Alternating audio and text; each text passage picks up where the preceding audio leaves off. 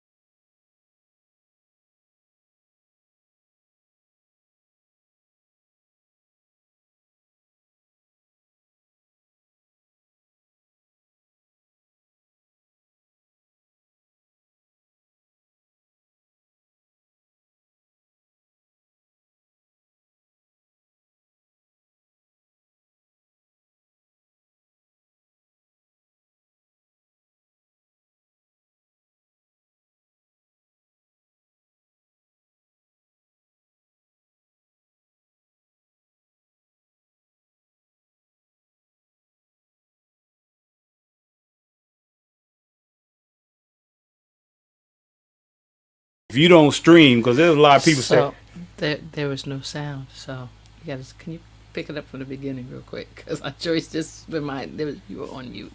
So take it from the top. I'm on mute. We gotta take it from the man. top. We gotta take it from the top. It's too early in the morning. I just woke up. Some fantastic games that was on last night, man. Staying up all late watching the games, and then you can't not watch the game and not. Then you got to talk about the game. I don't know. We just finished watching the game, and then they got to talk about the game, and then we got to talk about the game, and then, wow, then we started speculating on who's going to win the championship on Sunday for the women. But again, it's March Madness. If you didn't hear me in the beginning, I was saying it's March Madness. So many things that's going on. Especially, it seemed like yesterday. We had just started the brackets, the bracketology. And we were talking about who's going to win. I think my wife and I was on there discussing March Madness. But there was a lot of things in March Madness, which included Women's History Month. And there were a lot of conference championships and lot of things in March that was crazy, and now we're over in April, right? And there's no longer like March Madness, but it's Final Four Madness, right? As it starts in April, and we're excited because we're down to the final two teams in the women's division, NCAA women's division. Championship on Sunday afternoon at 3:00. You got South Carolina versus UConn. You know, some people get mad. They get mad when they see the same teams over and over again. Like this will be, I think South Carolina's won, the last 3 out of 4.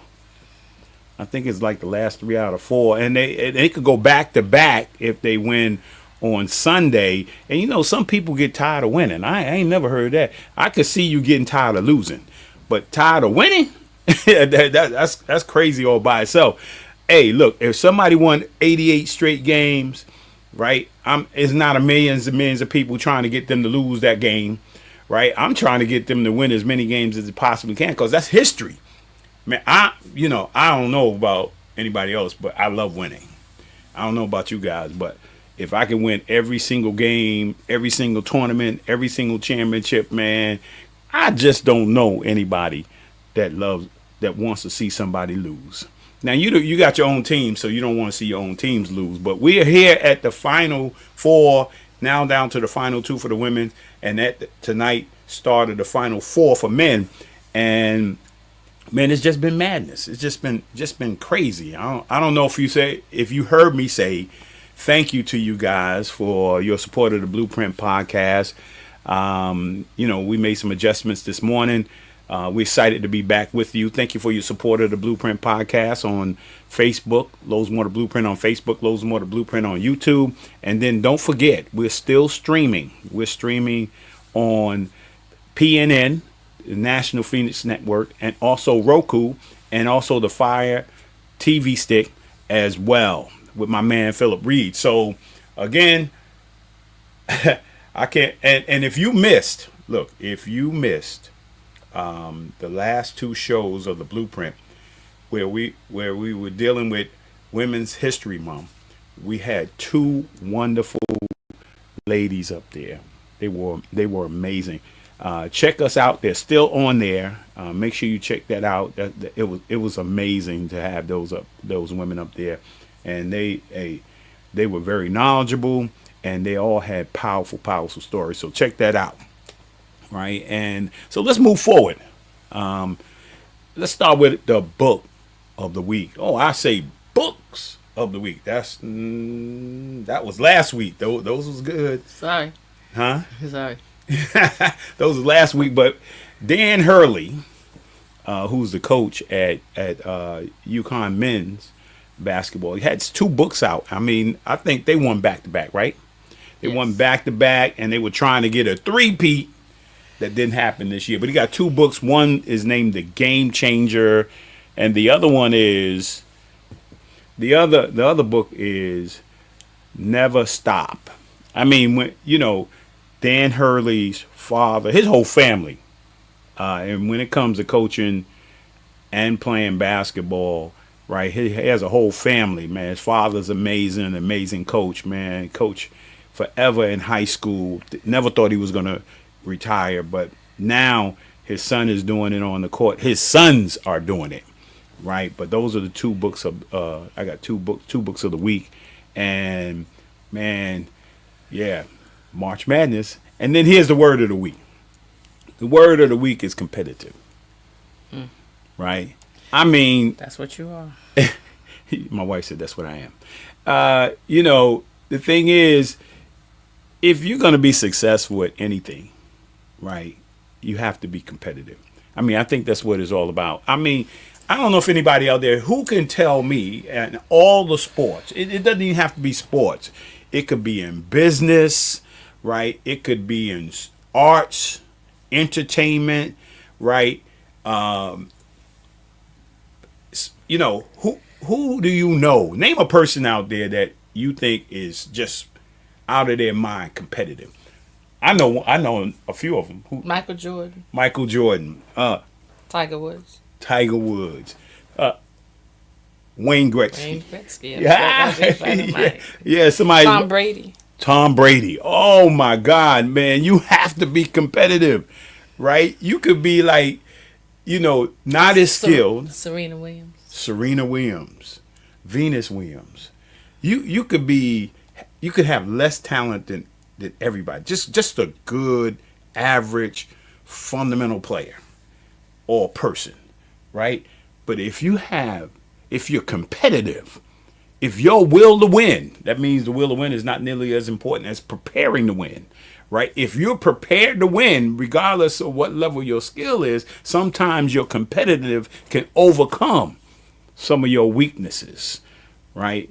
You just got to be competitive, man. That's my word of the week, and I stand by it. Cause, hey, when it comes down to winning and losing for me, right? It's always, man, I got to compete, right? If nothing else, I got to put forth my best every single time. But I can only put forth my best if I prepared to be the best. So, hey, my word, competitive, competition. Love it. And here's my Pierce Hopper affirmation moment.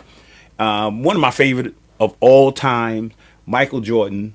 He says, I've missed more than 9,000 shots in my career. I've lost almost 300 games. 26 times I've been trusted to take the game-winning shot and missed. I've failed over and over and over again in my life. That's why I succeed. Yeah. Hey, see, it just goes to show you that, you can make a turnover, you can miss shots and stuff like that. We just talked about Michael Jordan. Yeah. Talk about being competitive. Yeah. Well, the difference also in somebody like Michael Jordan, somebody who's successful like Serena, is that failure doesn't defeat them. Failure motivates them. Mm-hmm. I lost, so I'm going to do something better the next time so that I don't lose that way again. Right. And some people, when they experience failure and they decide, well, I'm not going to try again. Mm-hmm. But he's telling them there that because of the way he handled failure, he was able to be successful. So it's not that you fail, it's what you do after you fail that makes the character in you develop. Yeah, you're right on point. And I think Kobe was saying, it's not fair. Kobe, competitive. Yeah, it's not that you fail, it's just an opportunity to learn. Yeah. Right. Denzel says it, right? Yeah, Denzel is competitive. He says, always be prepared for an opportunity, even if the opportunity never presents itself. Yeah. Yeah, I like that. So we're talking about because everybody, when you talk about March Madness, you're talking about 68 teams competing for one. It's only going to be really this weekend, after Monday, it's only going to be 2 happy teams, right? It's going to be somebody's going to be happy on the men's side and somebody's going to be happy on the women's side, but it's going to be one team, right? And 67 teams will be losers, right? But the whole thing is how do you take failure? My wife was just talking about it.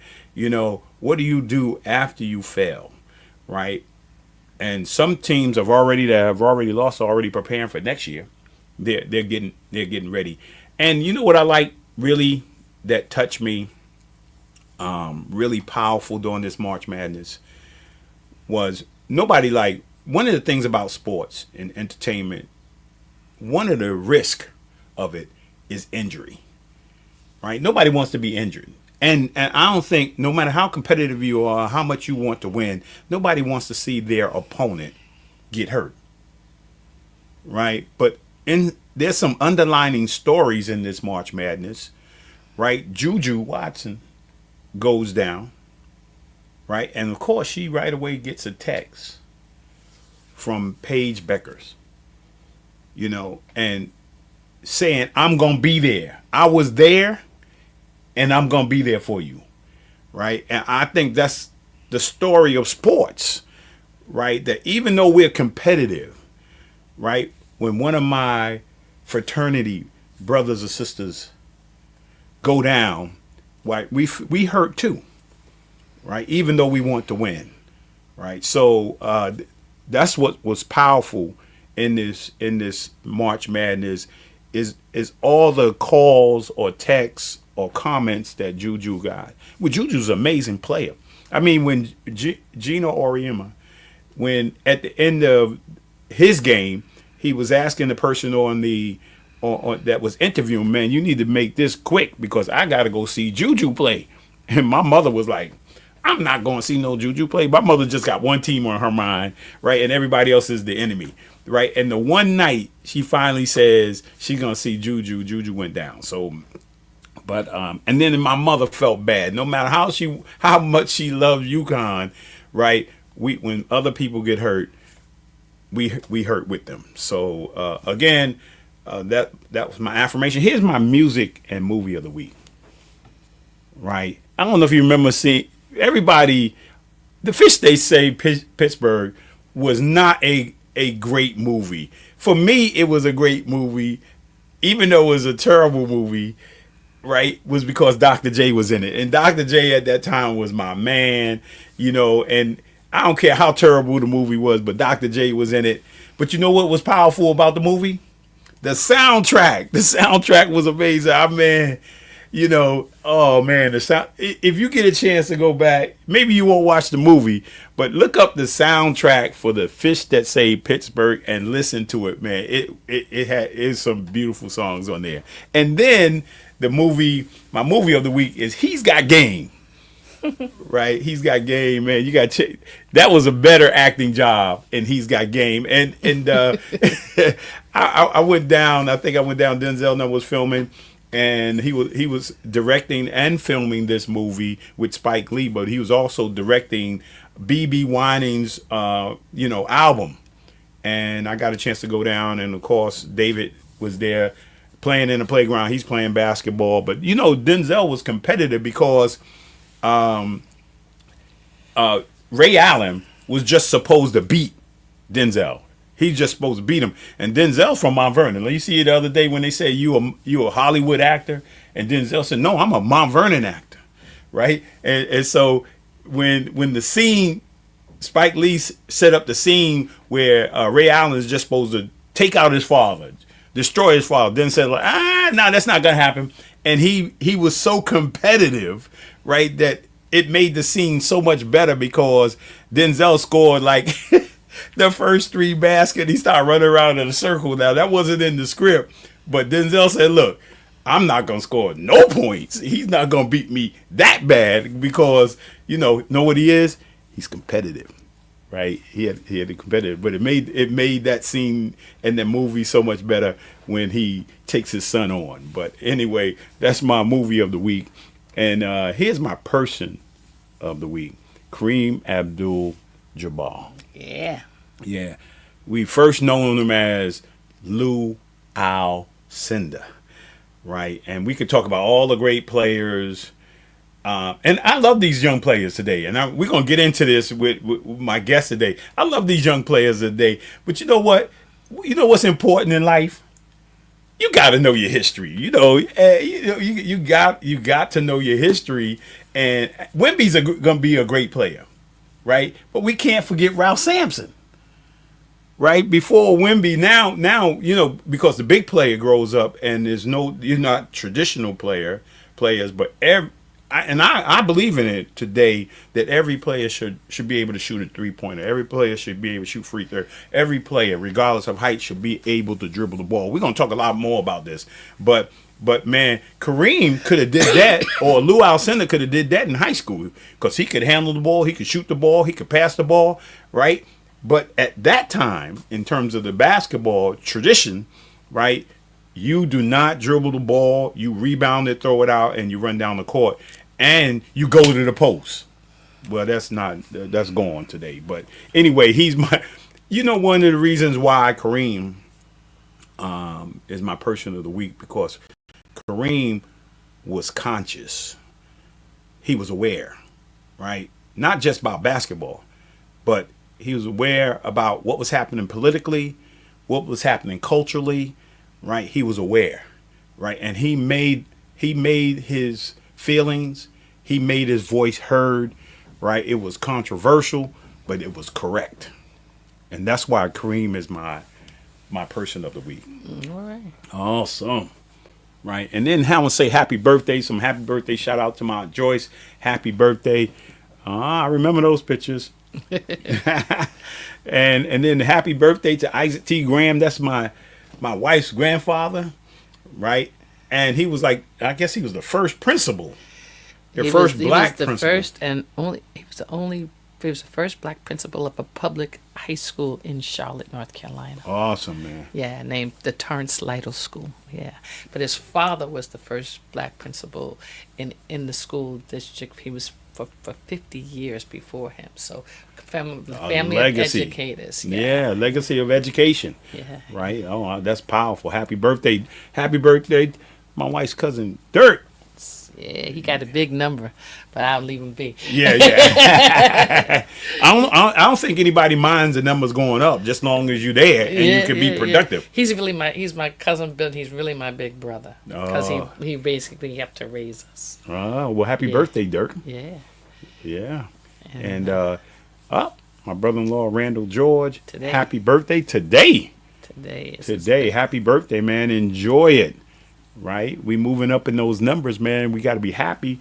I said the other day to somebody, I think I was talking to Ben Gordon yesterday. His birthday was yesterday. Who? Ben's. I didn't say happy birthday. Happy birthday, Ben. You know, he was, but we talked. You talked to him yesterday, you didn't say happy birthday? I didn't say happy birthday, but we talked about everything else but his birthday. I was like, happy birthday, Ben. We were talking about enjoying every day of life and how well he's doing, and how and then raising his sons and being a father and what's that's like. And I almost got a little teary-eyed when he was like, I was talking to my son the other day, about life and father things, and he said, I remember, and you called, and he said, I remember me sitting in your office, and you telling me, when I was telling my son, I was seeing you in the office telling me about preparing and life and all that kind of stuff like that. And I was having a moment. He said I was having a moment because I was telling my son, and remember that you were telling me, as a coach, as a mentor, and like a father. Like a father. Yeah. Father-son. Yeah, that was really a great moment for me yesterday. I was sitting outside. I was like, oh, yeah, man. But the one thing I was saying, like, every day you get an opportunity to wake up, right? Enjoy life. Enjoy So we life. have one more that we always make, so you have to remember. Well, of course, our son Losey is in the National Broadway tour, or the National Broadway show, Ain't Too Proud, The Life and Times of the Temptation. He is playing Eddie Kendricks, right? He is not presently on the road. Yeah, he's home. Yeah, he's home, sleep upstairs. I mean, but he's on his way on the, I guess what is the 23rd. They'll be going to Colorado. Colorado. But then their tour goes all the way until July this time, and before he has his next break. So he'll be in Colorado, he'll be in Georgia, he'll be in Connecticut, he'll be in Maine, be in Vermont, he'll be in DC, he'll be in quite a few places. ATL. If you want to check him out, go to the Ain't Too Proud website and get you some tickets. Yeah, definitely, without a doubt. Now I want to show you this video of my guests. Okay. And then we'll be rolling. Sounds good. Hey Coach, this is Dan Dunne from Full Court International in Rochester, New York. This video will show 4 players with whom I've worked with as testimonials of what kind of coach I am for big men and the kind of person I am off the court helping the players out. Any questions, please give me a call. Thanks, Coach. Hello, my name is Antoine Broxy. I work here with Memphis Grizzlies. I want to take time out and talk about Dan Dunne and his attributes that he brings to the game of basketball from a big man's point of view. Again, I work here with the Memphis Grizzlies. I'm 6'11", 250 pounds. Played at Oklahoma State, University of Minnesota, and played 15 years pro.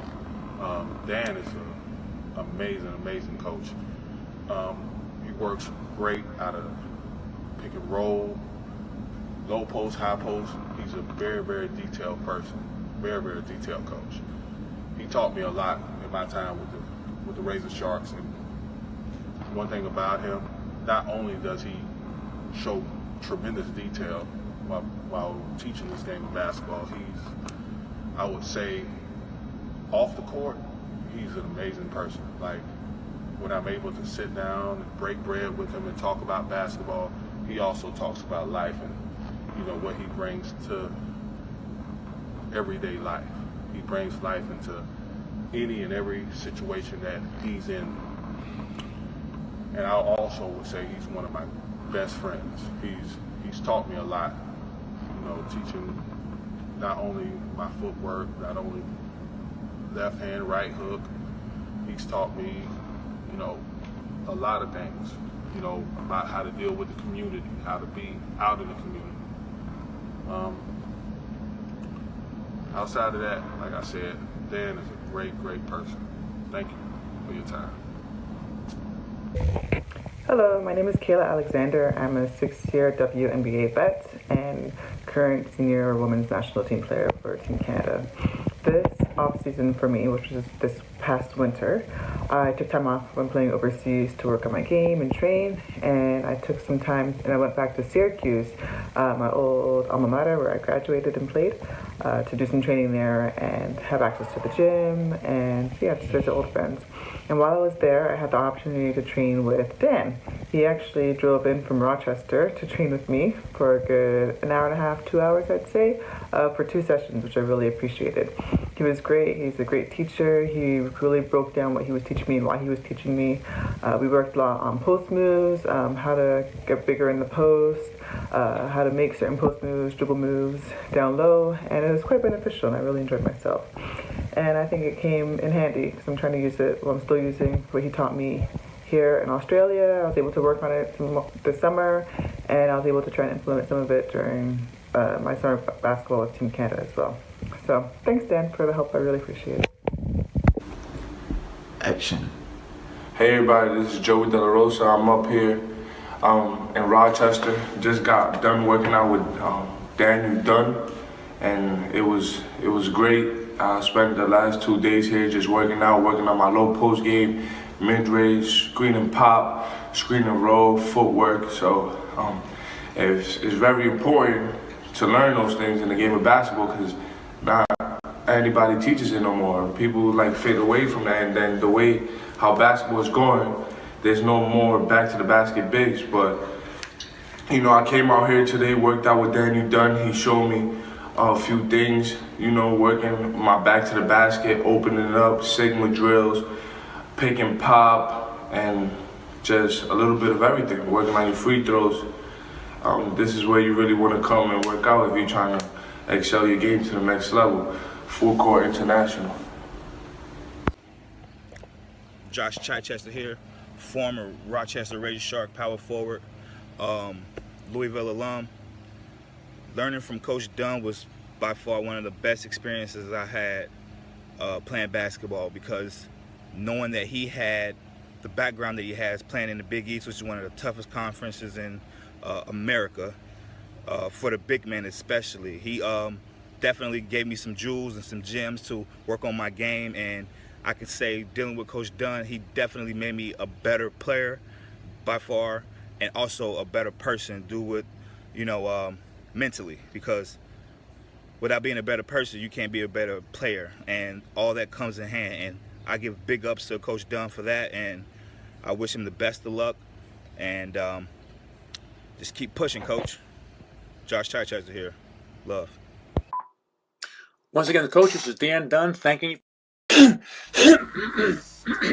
All right. Welcome, Dan. How's it going, Coach? Appreciate you bringing me on. I'm wiping the tears off from watching that video of these guys. I didn't know I had such an effect on them on the court, playing wise and off the floor. Yeah. I mean, we were talking earlier this week, and we're in March. Well, I call it now April Madness. I mean, we go from March Madness to the Final Four to April Madness. And we were having a conversation the other day about basketball. I mean, we both love basketball, right? And and you know, it has evolved, and we both see it.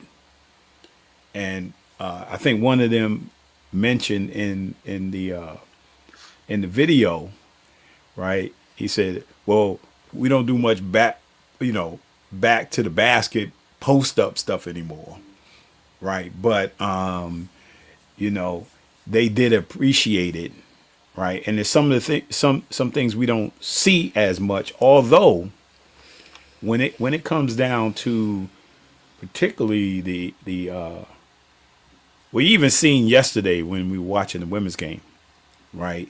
How valuable the post play is, and I don't know that from your perspective. I don't know that. I think UCLA tried the women. UCLA tried to do what they typically do every game, which is feed the posts, right? And then they doubled and tripled the posts, and then they start throwing the ball out. And then the effective part of that is that the other players, and the coach even said it, you know, players have to make shots. You know, and they did UConn did a great job of changing positions on the post, right?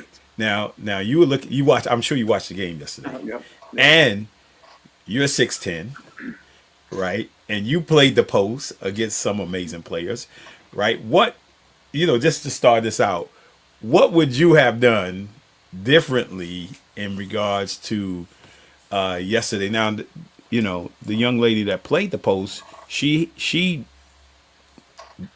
I guess she did what Lauren Betts. Yeah, Betts. She did what she normally does, which she scores in the post. Right? What's your thoughts on what she could have done, or UCLA could have done differently a little bit yesterday? Well, excuse me. First of all, thanks again for bringing me on. I appreciate the opportunity. In regards to last night with UCLA's big player, I got to give a shout out to my Big East brethren, UConn, having played at Seton Hall. I had to give because I am pulling for UConn. Sorry about that, but We are too. So I mean, very good, very good. I had to give Gino and his staff the props for creating a defensive scheme that limited the effectiveness of UCLA's big. I don't say big bets, but limited her. I think pressuring the guards.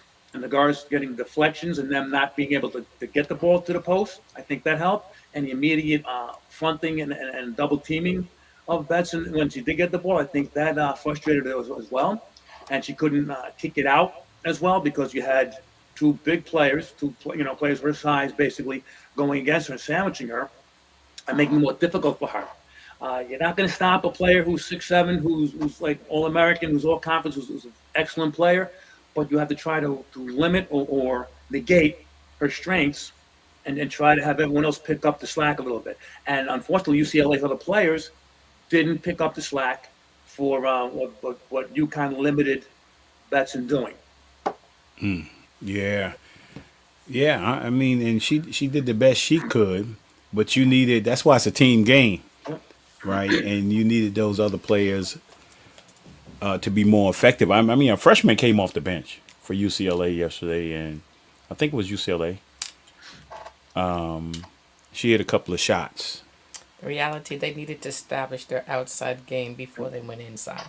Everybody knew they were going inside, so they were ready for it. And UConn has too much force. They have too much power in the outside game, and they probably wouldn't let them get outside. They knew their plan, and UConn was.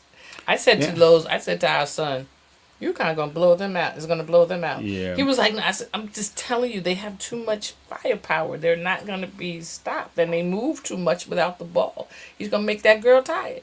She's not gonna be able to Well, shoot. yeah, they ran from the time the ball was thrown up to the end of the game. I mean, they were just running, and you know what was nice to see. Finally, I mean, whether you're a UConn fan or not a UConn fan, I was saying earlier, you don't want to see people injured. But over the years, I mean, UConn has gotten to the Final Four, Sweet 16s, all those the Elite Eight, right? And they were never healthy, right? You were working on 4 players or 5 players, and and your best players at some point was hurt. So it's good to see, players overcome injury, because that's a part of. It's also good to see Gino using his bench. Because that's something that in the past, the reason why they had injuries is because he was blowing out his teams, playing his best players so much that they would only play them in blowouts. The people would get bench players would get plays in blowouts. But now his bench players are getting critical minutes so they can handle the pressure when the other girls go off. And that's the reason why they're different. This is the best coaching I think I've ever seen him do. Right, and he he developed his players. Yeah. Well, with Dan, which is a great word, Yep. which is a great word today, as we start off the show. And I was having a conversation with another person back a few weeks ago about development, and now this whole, you and I, you played at Seton Hall, I played at West Virginia, right? And the thing is, the game is different. Right, it is really different. Whereas one of the goals back in the day was finding the best high school players, and not everybody could get the best. Not everybody can get the top 25 players, or the top 50 players, right? So you had to get the players with the best potential, whether they were big, right, or whether they were big men or guards or forwards. You got to find the best. And then what colleges had to do back in the day is get that freshman, and maybe that freshman, not every freshman could compete right away, was good in college or made the transition right away. So colleges had to develop players. So talk about the difference between then and what you see now. Right? The word that you and I would know, but I don't think the modern technology would be, was sleepers. There were players that were sleepers. I was one of them. Unfortunately, I was like Rip Van Winkle kind of sleeper, my career. But a player who had size or had a skill that could be developed through repetition, through playing, through the years. But now, it's given to me yesterday. I don't want to put the time in. I want it now. I want it the way I want it. No one's willing to put in the blood, sweat, and tears. I shouldn't say no one. I'm casting a broad net here, and it's probably unfair to say it like that. But the lack of knowledgeable trainers, knowledgeable coaches who know how to coach a position, who teach the basic skills, the times tables of the skills of the position, that's not around as much anymore. The players wanting things, right away, the instant gratification. It's the lack of time being put in. If I'm not playing in this school, I'm gonna transfer to another school. It's like, if I don't like this movie, I'm gonna get up and leave and go to the other movie. No one sticks through and stays and builds on the adversity. Adversity builds character. Adversity builds strength. How strong are you going to be if you don't go through the drills, going through the weight room, do the road work, do the sprinting? You're not going to get better unless you get correct, not only correct coaching, but the right coaching with the right person, with the right program to help a sleeper or someone who's developing or who's a year or two away, to get them gradually to where they could be, to reach their potential, like you said. I look at it like as an hourglass. The sand, each grain of sand is going through one at a time, but it's eventually filling up the bottom of the hourglass. When now the bottom of the hourglass is full, it's ready to be turned over. Yeah, I like that. I like the hourglass. Yeah, and like you said, everybody wants it instantly. I mean, so that's what the pandemic did in regards to creating the portal. Right. And I think you and I both agree, well, that players at both men and women at some point would be compensated, right? Because when you look at the NCAA and the billions of dollars, right, that they make and that the universities make, right, and then at the end of the day, even if you get a college degree, does not lead to say you're getting a job or a career, right? And so, but yet people have made a lot of resources, but now you have the NIL deal, right? Name, likeness, and image, right? Image and likeness, and so you can, off of whatever your gifts are, you can, somebody can hire you. You can now get an agent where you couldn't do before. You can get an agent in high school. You can get an agent in college, right? And some people, when it comes to the WNBA, right, and they look at, well, how much money can I make if I went to the league? And some people are turning down going into the draft so they can stay whatever that, if their eligibility, they got another year eligibility or 2 years eligibility, they can go back and make more money than they did. And kudos to the players. I mean, because it's now the real deal comes out about business. It's always been business, right? It just hasn't been business for me and you. I mean, like back in the day. So now everybody's in the business. Yep. Right, so it changes the dynamics of basketball. I remember as an alumnus of West Virginia, I was reading an article, and a few weeks ago, it was senior night, right? And when I went to West Virginia, I didn't know at that time West Virginia was at that time nationally. We're looking at where we rank nationally. Where would West Virginia rank nationally, in terms of, are we the top 25 teams? Are we top 50 teams? We were ranked number one partying school in America. and nobody a lot of people don't know, Playboy magazine was rating basketball teams right back in the day, and we were the number one partying school, not the number one basketball school, but number one partying school. Anyway, reading the article, it stated that the people were upset with the students who did not come to the seniors to see the seniors play in their last game, but they went to a party. Somebody hosted a big beer party, and so they didn't show up for the senior night for the players. And in the article, it says the students said, we don't know what this is anymore because every year we get 10 new players. We don't know these players, right? We don't know these guys. We're rooting for people. Maybe we're just rooting for the WVU on the shirt, but we don't know the guys because next year is going to be 10 new guys, right? So, so it's weird basketball at this time. What's your thoughts on that? It's a revolving door. It's a revolving door, and Pandora's box has been opened. Pandora's box has been opened, and no one knows what to do with what's coming out of Pandora's box. Everything here is new. The NCAA had opportunities to do the right thing and compensate players. Compensate players will give them something maybe for their future. You're going to put some of the money away that we're getting from these billions of dollars. When you graduate, we're going to give you $15,000 when you graduate to put down on a house or to start a business or to get a car. Maybe they could have done something like that. I don't know. It was that's beyond above my pay scale for the decision making.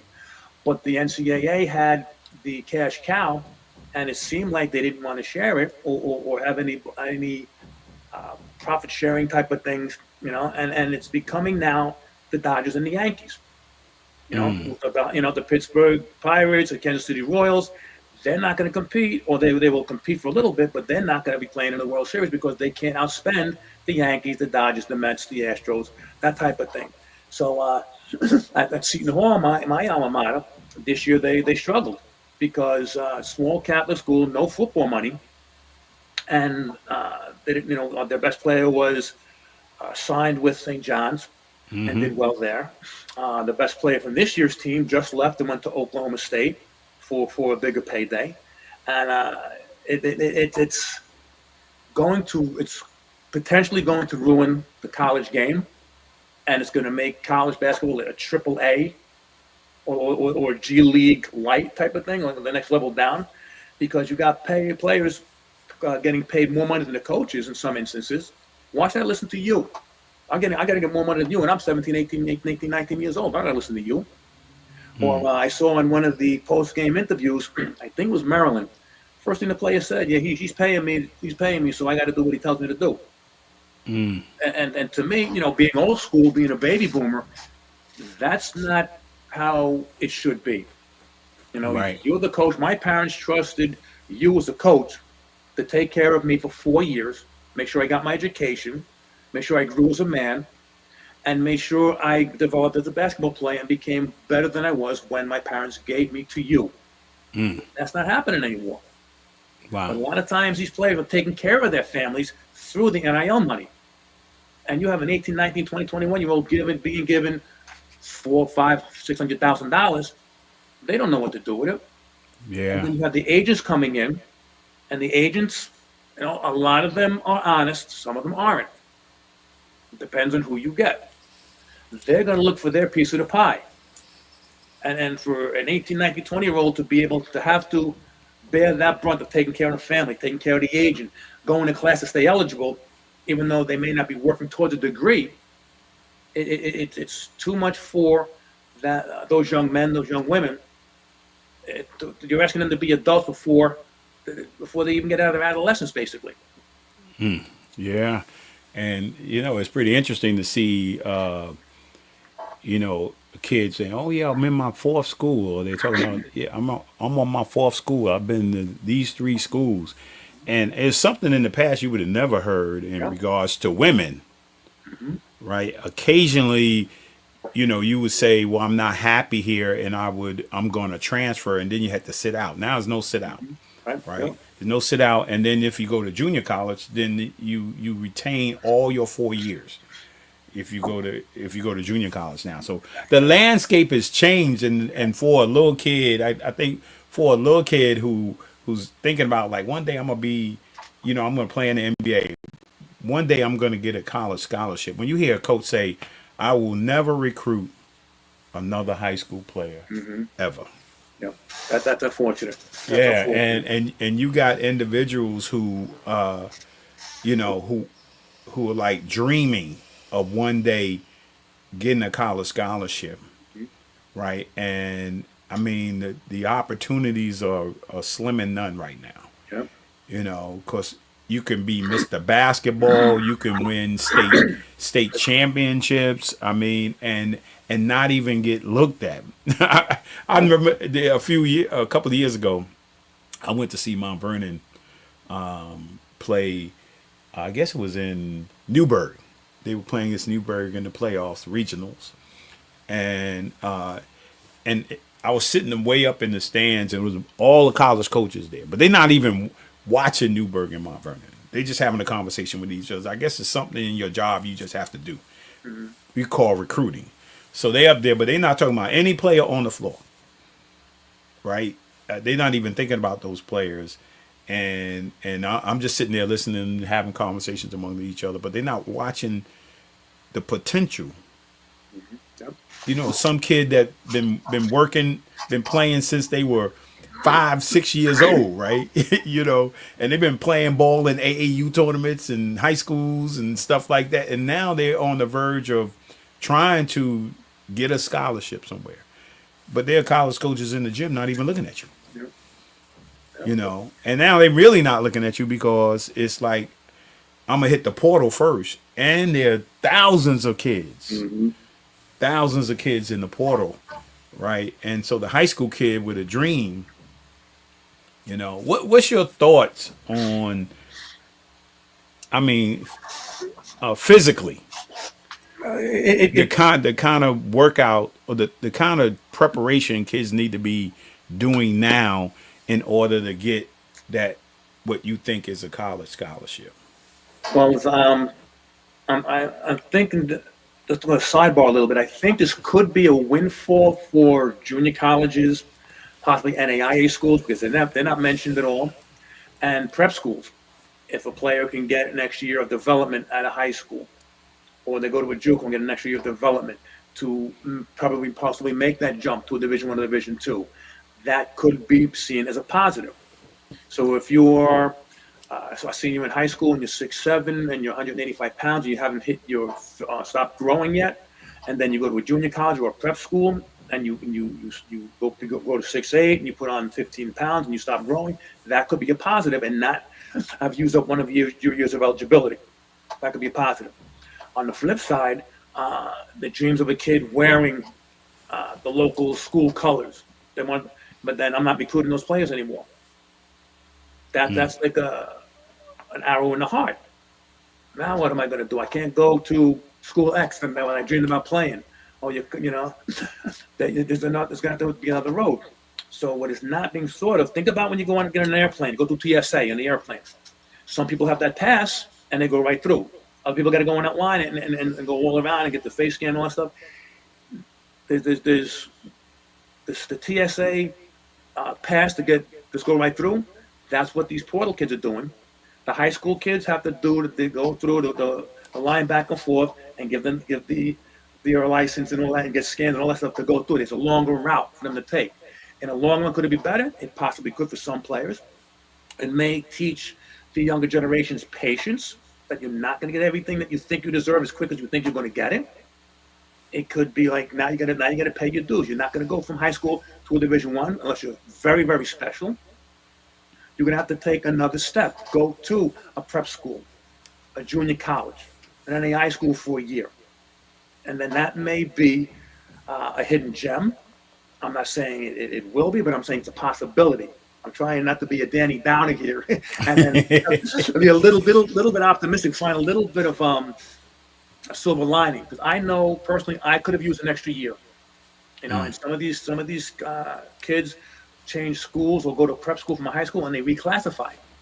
Right. So 10th grade in public school and they go to a prep school and they reclassify as a 10th grader again. That was unheard of back in our time. You know, and I would have loved to have been able to do that as a player. But again, their times have changed. Now some states have, if you change from one public school to another public school, you have to sit out the year. You have to redshirt a year.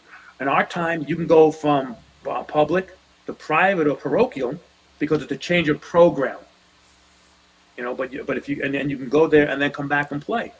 It's the rules are changing. There's no set rules in any of the states or any governing body. And this has to get roped in somehow because you're going to have the ones with the money paying the most players. Look at the Sweet 16. All football programs, all Power 5 programs. No Middle Tennessees, no Florida Atlantics, no San Diego States. You know, there's no Cinderellas because they have the best players money could buy. And it's unfortunate that it's come to this, but back in our time, it could have been different. It could have been saved. You could have allowed players to get paid or something. Because I remember my junior year at Seton Hall was us in Providence. We were in last place, but we had the other 7 teams go to postseason, and like 4 or 5 of the teams were in the final 8. We had revenue sharing in Seton Hall. Got a check at the end of the season for $1 million because of the biggest conference revenue sharing. Something like that should be in effect, but again, this is beyond our pay scale to figure it out. I think Jay Billis has the right idea. Have the players organized, you know, have them in a union, have the school sign them a contract. You're here for 2 years or 3 years, and if you don't live up to it, you have to pay back part of the money. Make them accountable for what the school is giving them, because the school's feeding them, educating them, providing all these things, paying them as well. But they can say, you know what, I'm going to go, and there's no accountability. Right. Coach, I don't like you. You didn't play me. I'm gonna go to the school. They want you. You know, and what does that teach them as adults? And as when they get to be out of college, now they're 25, 26, 27, that some of these kids are in college for 6, 7 years. You go for a job, and you give them your resume, and your employer looks at 4 or 5 different schools you went to. As an employer, how am I gonna hire you if you can't stay in one place? You don't show any loyalty. You don't show any stick-to-itiveness. So I think we're setting up this younger generation for failure. Like you were saying before about preparation. Fail to prepare is preparing to fail.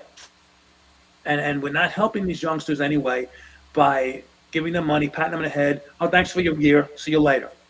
Right. There's no, if I'm going to invest my time as a coach, I'm going to invest my time to develop you, and the school's going to invest their money in you to be part of this program. We expect something back. We want you to be a good student, a good player, good person. That's what we expect. And at the end of the year, if you want to go, if it didn't work out, fine. But you signed an agreement with us, and either you have to do A, B, or C, or X, Y, and Z. Hold them accountable, so there's no willy-nilly, I can do whatever I want and go anywhere I want to go. Right. Yeah, and we're just making a point real quick on how the landscape for all these young people and parents, right, who have children, and now they're in, they see them as the next LeBron James or the next, Caitlin Clark or, and Paige Becker, and that the landscape has kind of changed, and you need to be aware of it. Right, and that's all we're saying is that Malaysia for Wally.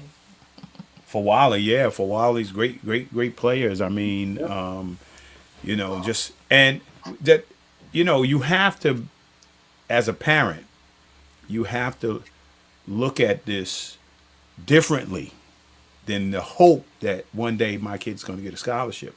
Right. So now how you train, and people, you said it earlier, Dan. There are people that out there trying to train, and you think they're qualified to get you to that next level. But development is a key, and awareness is the key that the landscape has changed. Yep. Right, and you need to be a student. Right, you need to be a student of, as a parent, you need to be a student of what's necessary. What do I need to be supportive of my kid, who in the future believes that they're going to get a college scholarship somewhere in any of the sports that are out there, right? You need to know that the landscape has changed, and even though we are enjoying, this March Madness or the Final Four in April, that it has changed, and that's what we wanted to bring today is an awareness. But Dan, let's shift for a minute, and let's talk about your experience. Talk about growing up, man. Your whole mom and dad growing up, family, faith, education, and who set your foundation in regards to those 3 areas: the importance of family, the importance of faith, the importance of education. Talk about your experience. I mean, you talk about a sleeper, because that word's a key word. Yep. Because my coach, my former coach at the Boys and Girls Club, he used to run the Sleeper Classic, right? And he used to, Mr. Jones, he used to have all these great players. I seen you in a picture with Tony Red Bruin, right? And I remember Tony Red Bruin coming to the boy, and Vern Flemings, the Flemings brothers, coming to the boys club in Mount Vernon, and playing in the Sleeper Classic. But they were juniors at the time, right? They were juniors. And college coaches used to come to see the Sleeper seniors, the seniors that maybe didn't get all the time, and because at the end, colleges at every division was still looking for players.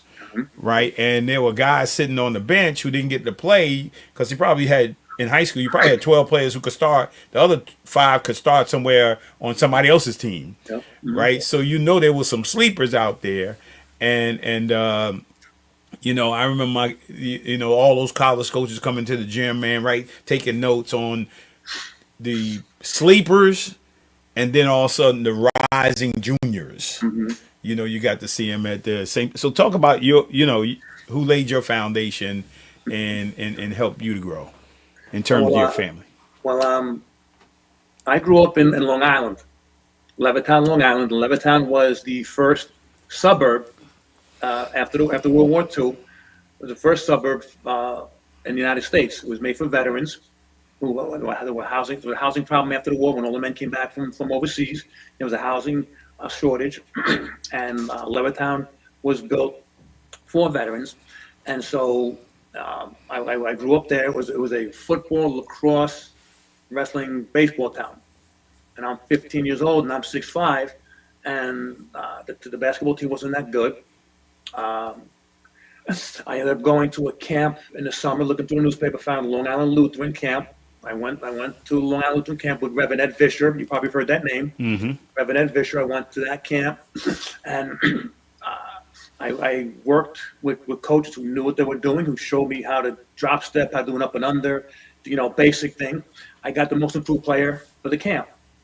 I go home to my father, show him the T-shirt I won. My father says, "You're not going back to X school." So we went into Division. We went to Lutheran, talked to Reverend Ed Vischer, and Ed Vischer was as smart as a fox. You're gonna have to beat out this person, this person, this person, this person to have a team. And I'm 6'7", 185 pounds, very raw. Father says you're going there. I go to Lutheran. Reverend Vischer, the first day of school, I get my schedule. Last class of the day, in the gym with Reverend Vischer. So every day, eighth period, I'll be in the gym. Reverend Vischer will be showing me Mike and Joe's, jump stops, up and unders, baby hooks, defending the post, all the little things that have to get done that I still use today in my instruction. And then when the season started, another 4-hour practice on top of that. So I went from suspect to prospect in 1 year, 2 years. I still ended up growing. We used to have the Long Island top 70 back in the day, and we had like Brett Burra, Matt Doherty, Mike Milligan. We had a lot of really good players on Long Island, and they would come in. College coaches would come in droves, like you were saying, and they're sitting and they'd introduce to colleges, and we would play and do drills, and the college coaches would get to see who was a sleeper, who was an impact player, who was in need of development. And then you started getting letters from schools, started getting interest, and that kind of springboarded me to bigger and better things. My father happened to be one time in New York City in a drinking establishment, and he ended up talking to his friend and said, "Yeah, he's married to a Puerto Rican. His wife, my mom's Puerto Rican, and my son is 6'8". And this person heard, "Excuse me," said, "I hear you say you had a 6'8" son and your wife is Puerto Rican." I said, "Yes." "You know, he can play in Puerto Rico in the pro league down there." And I'm 16 years old. My father said, "You're full of horse manure." My brother Jimmy, my sister Margie. There you go. That's my mom and my dad. My mom and my dad. Funny story. My mom and my dad, in the picture when my father was in the Coast Guard, that was at the Copacabana in New York City. They went to see Louis Armstrong. Wow. Oh my God, my sister Margie. Oh, I love that's me and my daughters and my family. Oh my God, look at this. You guys really did your homework. Holy cow. Look at that, all the smiles on my face, all my family members. Holy cow. And yesterday would have been my father's birthday. It would have been 104 yesterday. So Wow. you talk about influences. I'm going to hit the pause with my basketball career. My biggest influences family-wise, my father and my older brother Dennis. My older brother Dennis was a Marine, wounded in Vietnam, came back, had 4 inches of a shin shot out, boxing the Golden Gloves, wrestled in the Empire State Games, played softball, and come back from what he went through to do what he's done and help people for 52 years as a politician. That's been huge for me. Ed Vischer, my coach at Lutheran, huge influence on me. Going to Lutheran High School is kind of like if you remember The Wizard of Oz, when it's black and white at first, and then the house lands after the tornado, and Dorothy opens the door, and it's all in color and the yellow brick road. That's what Long Island Lutheran did for me. Long Island Lutheran High School did that for me. It opened up my father, 47-0. He was a boxer, and that's another thing. We never screwed around because we know we had to answer to our father. And, if we did something wrong in school, we would never do anything wrong in the neighborhood. Don't tell my father. Don't tell my old man, So my daughter Alyssa, who lives out in Alaska now, at the Final Four, and I think it was Cleveland, I think it was, no, or Texas. I think it was in Texas. We went to the Final Four. Yeah, look at that, my baby girl, Alyssa. And now my baby girl has my grandson. So God has been very good to me, putting me in the right place with the right people. Bill Raftery was also a huge influence on me, and Seton Hall took a chance on me, and to play major college basketball. I didn't get a chance to talk a lot about Puerto Rico, but being 16, 17, 18, 19 years old, playing in Puerto Rico in the pro league against men, got me ready to play in the Big East. Being a teenager, playing against 25, 26, 30-year-old men in Puerto Rico in a professional league got me ready physically to play, mentally and physically to play in the Big East and bang against these guys and not give up. And the middle one's my Uncle Roland. He's in the Hall of Fame in Puerto Rico for basketball and fast pitch softball. And that's playing in Puerto Rico, playing in Australia, playing at Seton Hall, playing Division Avenue. One picture when I was in Africa, doing coaches clinic over there for 3 weeks in Burkina Faso. Basketball has been very very, very good to me. Like he was. I look back on my life and like my life as far as Gump. I've had stepped in certain areas and certain things that God has put me in certain places for a reason. Right. He's given me the skills, the talent. Was going against Houston when he was 5 slammer jammer. Larry Michaud, Mr. Mean. He had an anchor branded on his arm. I remember Mr. Mean. You have to put the Clyde Drexler picture when he caught my shot, right? Clyde Drexler, he caught my shot and he threw it over the hockey boards. You see the seats in the bench, he threw it over that into the bench. This is probably my best picture ever, the most handsomest I ever was. And I love this picture that has me from Levittown, New York. I'm proud to be a Long Island from Levittown, and I'm proud to be a pirate. You cut me, I breathe pirate blue. This is when I dunked against Connecticut, and I led the comeback when we beat Connecticut my junior year. Nice. I'm glad I got this picture. So I could get off my feet back in the day. Senior night at Seton Hall. I tell you, that was rough. It was my senior night. My boys, Mike Ingram, Steve Greco, myself. Look at that head of hair I got. My God, I was good looking back then. Who's the coach? PJ Colissimo. PJ Colissimo. PJ Colissimo. My senior was PJ Colissimo. Look at that. Look at those jumps I had back then. That's Baby some hook. hops. I had the arm off, fending them off. Yeah. I heard the Boston College defender who was up there with me. Unfortunately, I heard he passed away. I forgot his name, but he passed away. Some of the BC players I'm in contact with said he passed away. And wow. It was yeah. That's me in the back under the AP.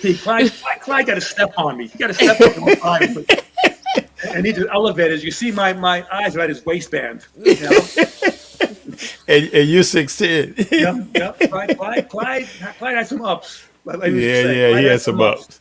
Now, my apologies for giving the testimonies and that's what the pictures went through my narrative on them. That was good. You did great. This is like the old days, this is your life type of show back in the old days. Oh yeah. I've been very. And you saw that score, Treese, where you got to say this, no, regardless of what Clyde did or Mr. Mean did, right? But you can say something that a lot of people didn't get a chance to do, right? No, wait, was to there beat. I am, 32, my hands raised in the air. I had the game-winning assist in that one, and I got the bang against Akeem Olajuwon, Clyde Drexler. Yeah. This was the first year the 5 Slammer Jam and went to the Final Four, and us beating them at our place, it was some home cooking. To be honest with you, if you know, you know what I mean. Look, but see, that's me and Akeem. Akeem, he never ran into a 6'10" Puerto Rican before, so I think he had a little bit of problems with it. But that was our Seton Hall signature win was beating Houston, and that was the first year they went to the Final Four. So Akeem Olajuwon, Patrick Ewing, Bill Winnington, Chris Mullen, Clyde Drexler, Otis Thorpe, NBA champions, all-time greats, Olympians. I got to bang against them. I got to play against them back in the college days. So again, my life as far as Gump, a kid from Levittown, New York. I think we got some pictures of you with some of those guys. Oh, gee. Yeah. Holy cow. You know, a bunch of pictures with Otis Thorpe and, Yep. and Oh, all my those God. guys. Otis Thorpe. Playing against Otis. Yeah, playing against Otis. Otis was Karl Malone. And playing against him, Oh, yeah. after the game, I felt like the side of beef that Rocky Balboa would be hitting in the movie. my arms, my shoulders, my ribs would be bruised. You know, I had Ed Pinkney in the bottom right. Easy Yeah. Ed. And I got And a picture. it's Herb Williams. Herb Williams, not Herb Williams. That's oh my God, Georgetown. Reggie Williams. Reggie Williams. from Oh, Reggie Georgetown. Williams. Reggie Williams from Georgetown. George Gervin. Never played against Ice, but I met him, and I remember I played against Ice. I got his autograph when the first year the New York Nets were in the NBA. They played at Nassau Coliseum. And my buddies and I used to go, pay the $3, get in the nosebleed seats. After the first quarter, we give the usher $1. You know, one of these behind the back thing, give the usher $1. He put us behind the bench. So Wow. we snuck down one time, like, and the A whole dollar, huh? we snuck down while the Spurs were warming up.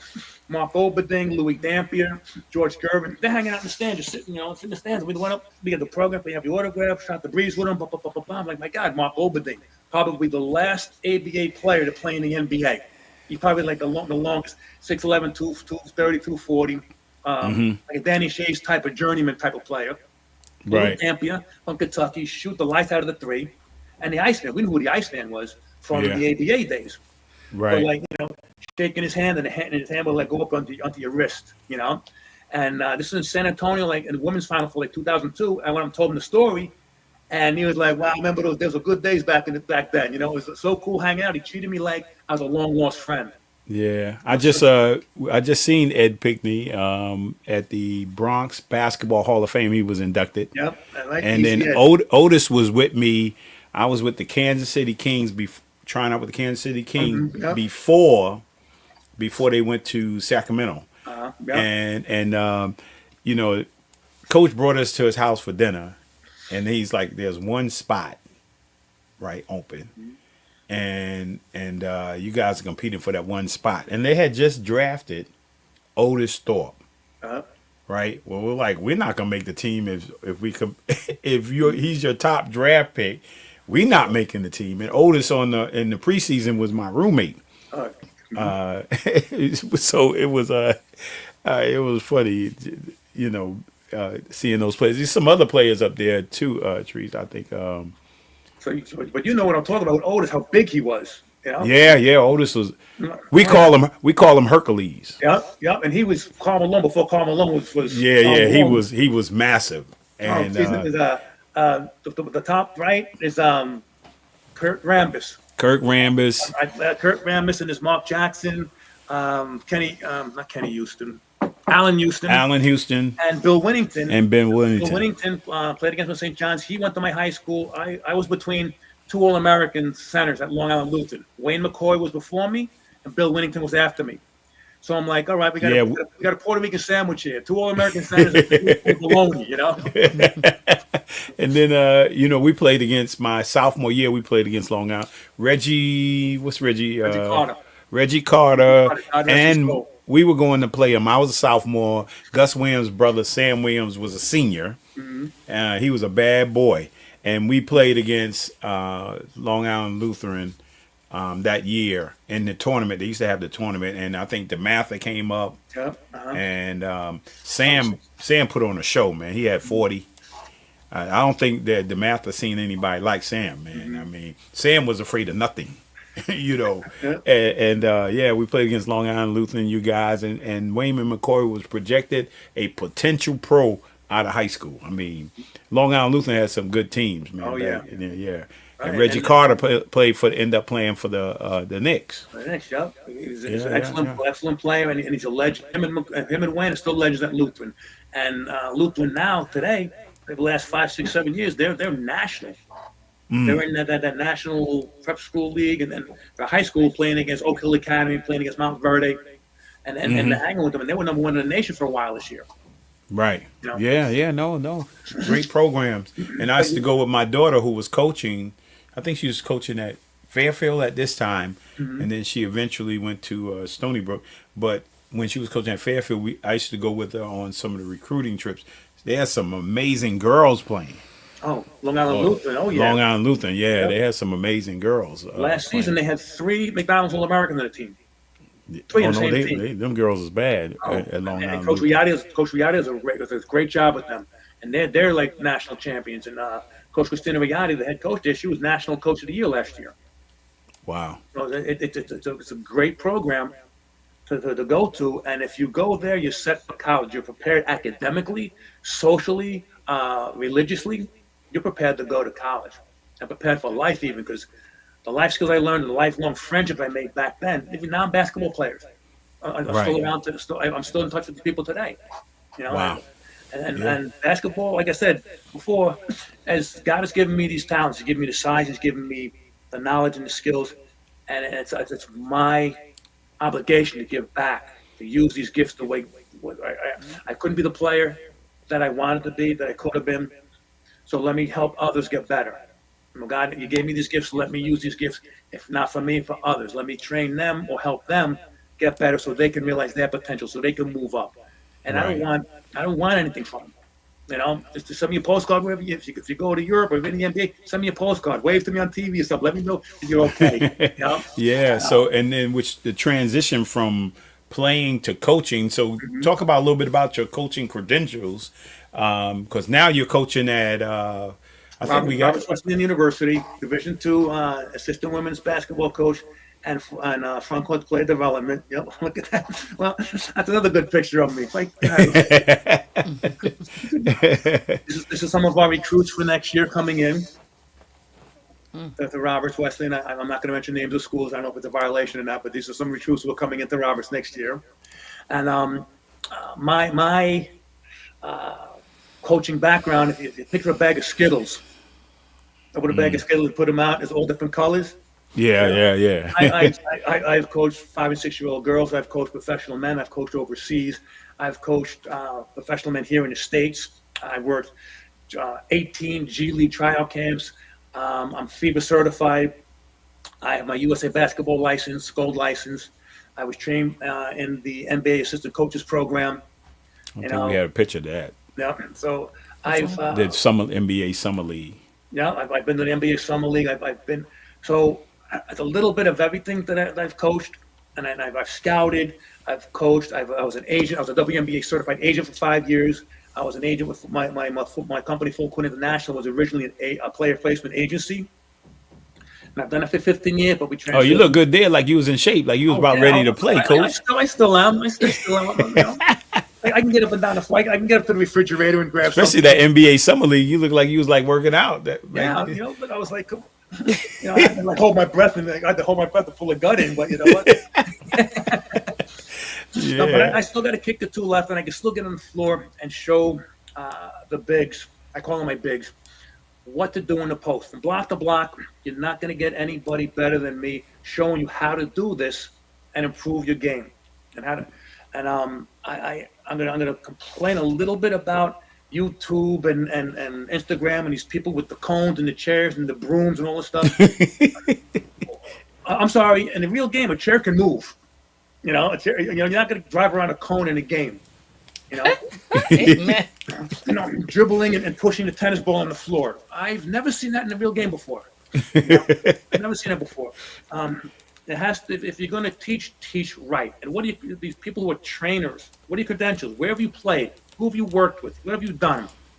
You know, I'm not going to go to a dentist for some guy watch a video on YouTube and say, "Yeah, I saw a tooth getting drilled, so I'm going to be your dentist." I said, "No."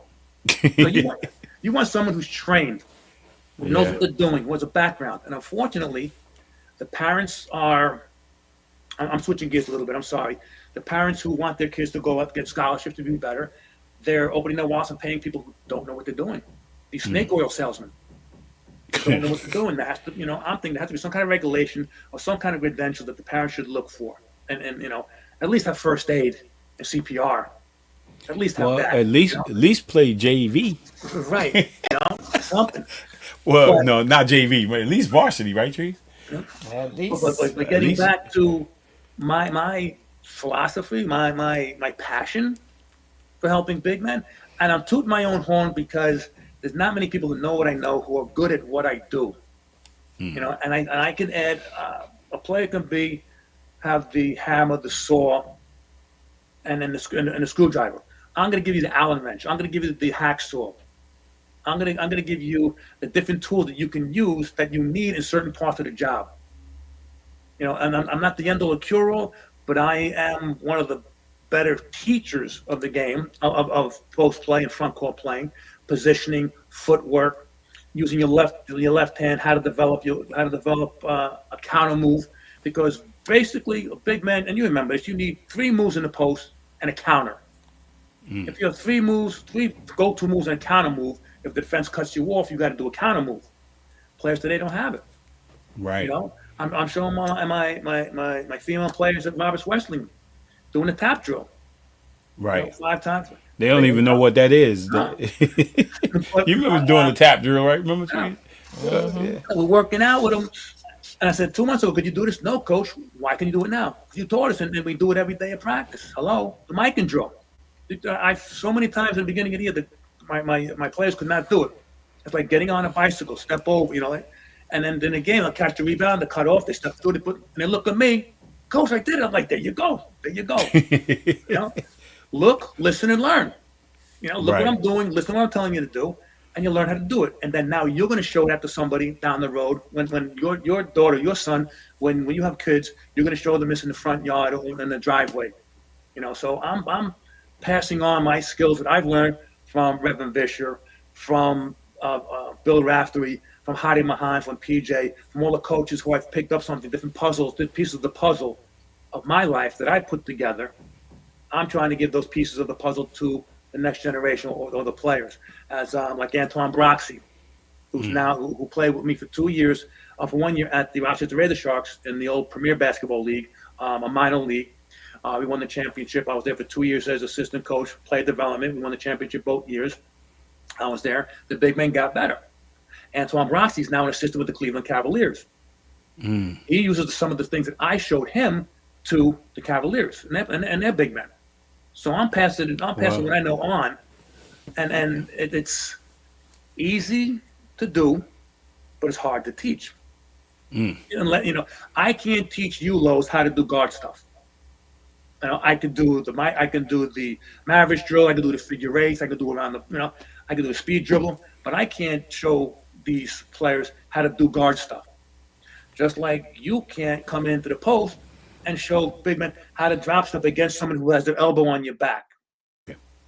So it's different positions, different techniques. A lot of these people who are quote unquote trainers never get never got their nose broken. These are my 3 kings. These are my 3 kings. My 3 best. Wilt was the best. Wilt is one all-time greatest player. Kareem 1A. Either one, and Bill at 6'9", having to go against Chamberlain, having to go against Nate Thurman, having to go against all these greats back then, and to win 11 championships in a row. That'll never be replicated. Here's me working with the Razor Sharks. Sid Holmes. He owns a car dealership in I think down South Carolina now. Hard worker, great kid, worked his butt off. 6'6", 6'7", worked hard. And I got in there with him and I banged with him as best I could. For the wheels aren't what they used to be, but to get in there and show them what to do and how to do it. It's a different way of the 3 levels of learning: the auditory learners, the visual learners, and the kinesthetic learners. Some people you can tell what to do and they know how to do it. Some people you got to look and see how to do it, and they can do it. The kinesthetic, you got to physically show them.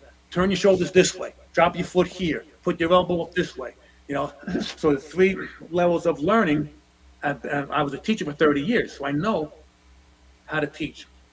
Right? I taught bilingual social studies in a middle school in Rochester City School District for 30 years. So I know education. I know how to teach. I know how to break things down to help players get better and be like a puzzle or like the Legos. The Legos, you click them together and you build up. Right. I'm there to give them the pieces of the puzzle to help them get better. Right. So, in our final minutes here. Oh my God, the legend. I'm going to tell you one quick story. When I got a chance to meet Jerry West at the NBA draft camp a couple years ago, I was doing a Ralph Cramden. I'm like, I remember seeing Jerry West hit that half-court shot back in like the 71 or 72 series against the Knicks that tied the game. And I told him that story. Oh my God, you got a good memory. It's like I was a lot younger then, you know. But it was such a time, and I'm like, I'm yeah. I had a chance to. I don't know. I don't know why he flew into West Virginia and had a personal training session with me when I was a sophomore. And of course, I met. He was with Jerry a bunch of times at West Virginia, at some what they call the fantasy camps and stuff like that. We coached together and stuff along with Hot Rod Huntley. Yeah. So yeah, Jerry's knowledgeable. Yeah, PJ Kalesimo. Yeah, PJ taught me a lot of life lessons. PJ taught me. And he was Denzel Washington's coach on JV coach at Fordham University. Oh wow, that's a curiosity. What a small world. Yeah, so yeah. Have Denzel call me and we could talk about our experiences with PJ. Nope. The Harlem Globetrotters. I got to get this because I've been playing some plays with the Harlem Globetrotters for 30 years. I've been playing some plays with them again. Players who are in betweeners or want to continue to play, but they're not that pro level, or they don't want to go overseas. I probably helped maybe 40, 50 players to get on the Globetrotters or the Nationals. And, I was recruited by the Harlem Globetrotters to be their next dribbler. Their ball handler like Hurley Neal. Yeah. You know, and I was like, I was in the midst of getting ready for the draft and stuff like that. And so when you think about Harlem Globetrotters, NBA, you know, and they was playing 100 games a year. Yep. You know, just going from different countries and stuff like that. But that wasn't my goal, even though I love the Harlem Globetrotters. A lot of people think that, I want to play serious basketball. Well, you don't realize that 70% of the show is a real game. Mm-hmm. You're getting paid as much or more than you would be a real pro basketball player overseas, and you don't have to worry. You're going to lose the game. Don't worry about your performance. Know where you're going to go in the skits. You know you're going to lose. You know you're going to lose. So you're going to get paid. Just be on the bus on time. Be ready and do your job. Right. And that's what these young men have done. I've gotten players now who I placed on the Globetrotters 15, 20 years ago who are now coaches. Right. College coaches. And they send me players, or their sons or their daughters want me to help them. Absolutely. Right. Absolutely. You trusted me X amount of years ago to get you a job. I got you a job. I'll help you. I'll help your son or your daughter any way I can. Yeah. In our last couple of minutes, what's your predictions in this NCAA? Who's going to win the women's championship? I already know what your answer is going to be. But and what about the men? Who wins tonight in the men? And who's going to be in the championship? For the men's, I would like to see Houston. I don't want to be a naysayer, but Cooper Flagg is 18 years old. He's never been on this big a stage. He's due for a subpar game. I'm not wishing anything bad against him. He's due for a low double-digit game, not like a dominating game. I think Houston will come out and have a good game plan against them. On the other side, Florida, I think will take the old men of Auburn, the 26 and 27-year-olds who are still playing for Auburn. Yeah. Florida, when I saw Florida play UConn, and UConn kept coming at them, and Florida kept counterpunching and kept coming back, I was impressed. They went 8, 10, 12 deep. So I'm thinking Florida and Houston in the finals. I would like to see Houston, but that'll be a toss-up because, again, I'm not a big SEC or ACC fan. I'm a Big East guy, So and on the women's side, that's going to be an Ali Frazier. That's going to be an Ali Frazier type of game because Dawn Staley is an excellent coach. She's going to have South Carolina ready for anything UConn throws at him. And Gino's also, a great coach and has great players.